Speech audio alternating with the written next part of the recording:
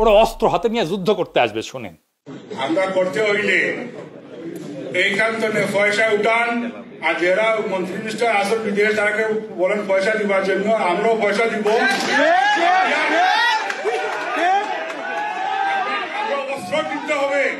অস্ত্র কিনতে হবে, আমরা যুদ্ধ করতে হবে মাঠে।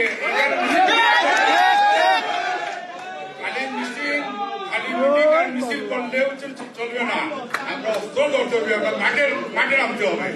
এরা ইউরোপের মাটিতে বসে অস্ত্র হাতে যুদ্ধ করার কথা বলতেছে, আর প্রফেসর ইউনূসের সরকার ঘুমায়। এই সব কয়টারে আন্তর্জাতিক সন্ত্রাসবাদের অভিযোগে আটক কইরা বাংলাদেশে ডিপোর্ট করার কাজ করতে হবে। এটা পররাষ্ট্র মন্ত্রণালয়ের কাজ। প্রফেসর ইউনূসের সরকারকে বলতে হবে কিসের প্রেম এদের সাথে, এই টেরোরিস্টদের সাথে। আপনাদেরই তো লন্ডনে এরা অপমান করতে আসে, কারণ মনে করে আপনারা দুর্বল। একজন ভালসুন পররাষ্ট্র উপদেষ্টা রাখিছেন, মাইয়ার বাচ্চা সামলাইতে ওনারা আমেরিকা যায় বসে থাকতে হয় মাঝে মাঝে। পারবেন না তো বাল ফেলাইতে বসে আছেন কেন মিয়া? প্রতিরোধ শুধু কথার কথা না, রাষ্ট্র নির্মাণ শুধু কথার কথা না, এটা রাষ্ট্র নির্মাণ একটা সিরিয়াস কাজ। যেখানেই ফ্যাসিস্ট আওয়ামী লীগ, ওখানেই হোলসেল জয় বাংলা করে দিতে হবে তাদেরকে, সেটা দেশে হোক আর দেশের বাইরে হোক। ইনকিলাব জিন্দাবাদ।